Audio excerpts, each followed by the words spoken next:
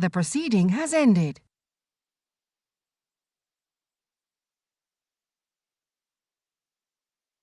The proceeding has ended.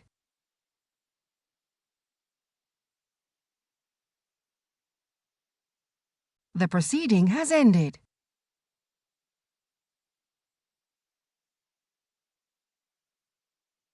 The proceeding has ended.